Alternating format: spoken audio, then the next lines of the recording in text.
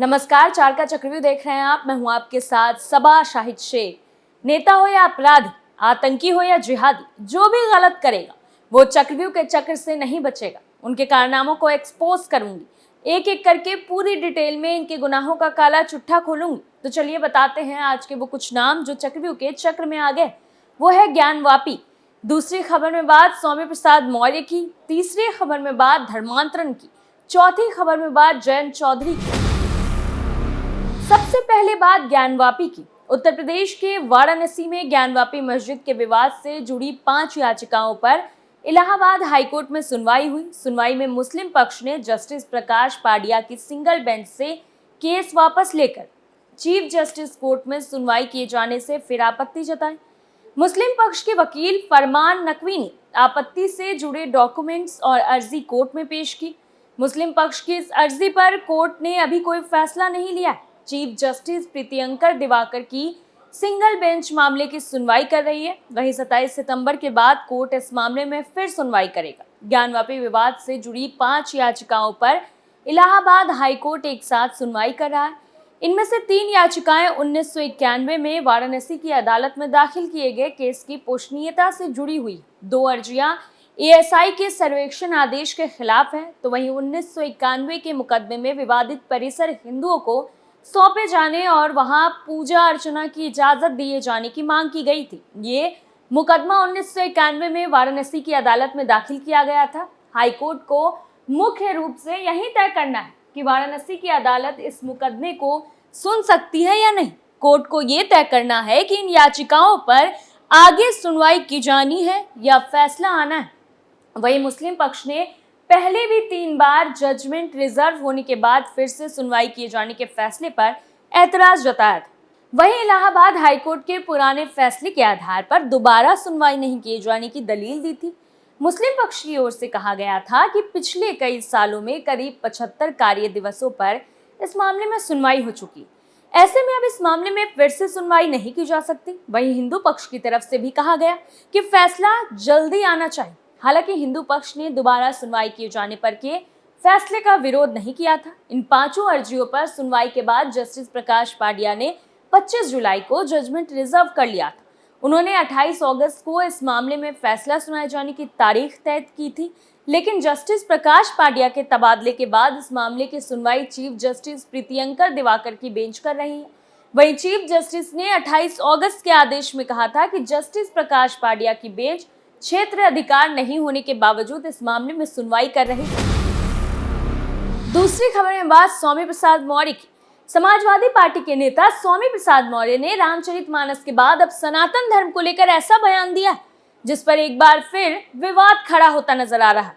दरअसल स्वामी प्रसाद मौर्य हरदोई पहुंचे हुए थे। हरदोई पहुंचने पर हिंदू जागरण मंच ने स्वामी प्रसाद मौर्य को काले झंडे भी दिखाए। इसके बावजूद सपा नेता ने सनातन धर्म को लेकर ऐसा बयान दिया कि उस पर काफी विवाद खड़ा हो सकता है। दरअसल स्वामी प्रसाद मौर्य हरदोई में संविधान और आरक्षण संरक्षण सेना के एक कार्यक्रम में हिस्सा लेने पहुंचे हुए थे। यहाँ पर उन्होंने कहा कि बच्चे माँ के पेट से पैदा होते हैं, बच्चे ब्रह्मा के शरीर से 4 जगह से कैसे पैदा हो। साथ ही उन्होंने कहा कि सनातन धर्म में ज्यादातर सब ढोंग और ढकोसला है। संघ और बीजेपी के लोगों को सनातन धर्म की ABCD तक नहीं पता है। वहीं स्वामी प्रसाद मौर्य ने कहा कि इन दिनों जो सनातन का अर्थ नहीं समझते, वो सनातन करके अपने गाल ज्यादा बजा रहे हैं। उन्होंने कहा कि वो खुद सनातन धर्म में विश्वास करते हैं। सनातन को शाश्वत है, लाखों साल पहले भी था, आज भी है। सनातन धर्म आगे भी रहेगा। वही पृथ्वी सूर्य के चारों ओर चक्कर लगाती, ये सनातन धर्म है।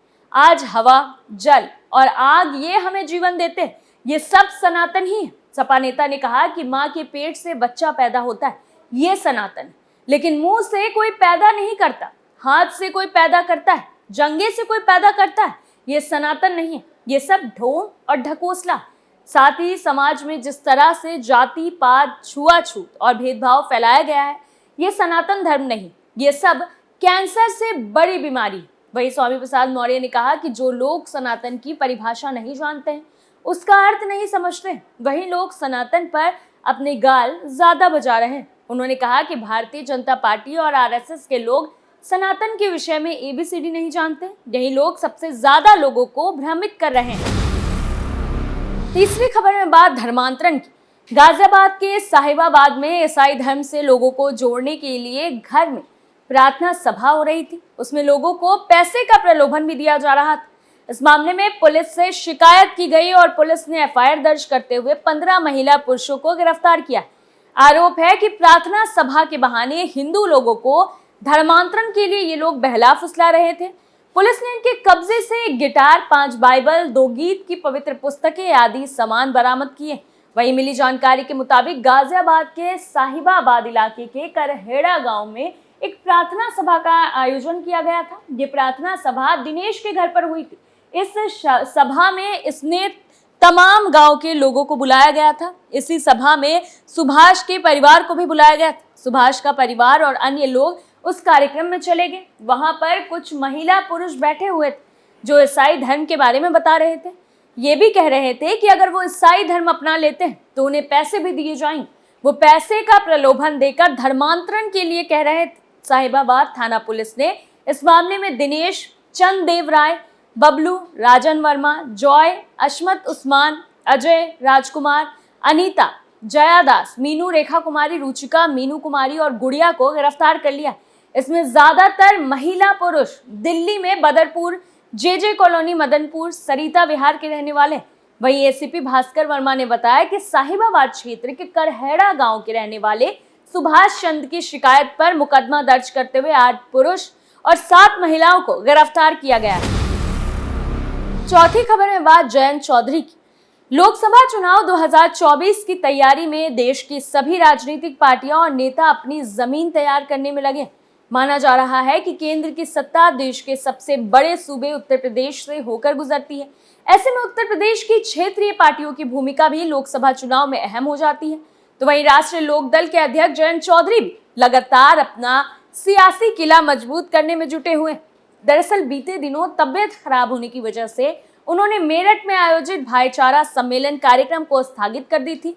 उनके इस फैसले से अटकलों का बाजार काफी गर्म हो गया। सियासी जानकार जयंत चौधरी के इस फैसले को इंडिया गठबंधन पर दबाव बनाने की रणनीति के रूप में देख रहे हैं। उत्तर प्रदेश में साल 2022 में उन्होंने समाजवादी पार्टी के साथ गठबंधन किया था, जहां आरएलडी ने प्रदेश की 33 विधानसभा सीटों पर चुनाव लड़ा और उसको 22 सीटों पर कामयाबी हासिल हुई थी। साल 2017 में आरएलडी सिर्फ 1 सीट पर सिमट कर रह गई थी।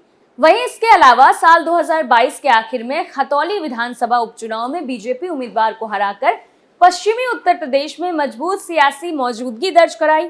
तो जयंत चौधरी समय समय पर विपक्षी महागठबंधन पर अलग अलग तरह से सियासी विकल्प खुले होने के संकेत देते रहे। वहीं आपको बता दें कि जून महीने में बिहार के नीतीश कुमार ने इंडिया गठबंधन के सभी दलों की संयुक्त बैठक बुलाई थी। इस बैठक से जयंत चौधरी नदारद रहे। इसके बाद विपक्ष के सदन में सरकार के खिलाफ अविश्वास प्रस्ताव पेश किया गया। फ्लोर टेस्ट के दौरान भी वो सदन में अनुपस्थित रहे। उनके इस फैसलों से एक बार फिर से अटकलों का बाजार गर्म कर दिया गया। हालांकि उन्होंने 31 अगस्त को मुंबई में हुई गठबंधन की बैठक में हिस्सा लेकर अटकलों की हवा निकाल दी।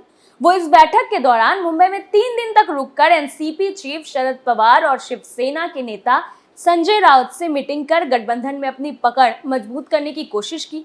कुछ जानकार इस मीटिंग को लोकसभा चुनाव में अधिक सीटों पर दावेदारी करने के दाव के रूप में देख रहे हैं। तो पूरे देश में लोकसभा की 543 सीटें, जबकि देश के सबसे बड़े सूबे में शुमार उत्तर प्रदेश में 80 सीटें। ये देश के सभी राज्यों और केंद्र शासित प्रदेशों में सर्वाधिक है। तो वहीं बीजेपी और उसके गठबंधन दलों ने साल 2019 में हुए लोकसभा चुनाव में 64 सीटों पर जीत दर्ज किया था। तो इस दौरान बीएसपी और सपा गठबंधन महज 15 सीटों पर सिमट कर रह गए, जबकि कांग्रेस को सिर्फ 1 सीट पर जीत मिली। यही वजह है कि इंडिया गठबंधन ने अभी से यूपी में सीट शेयरिंग को माथापच्ची शुरू कर दी।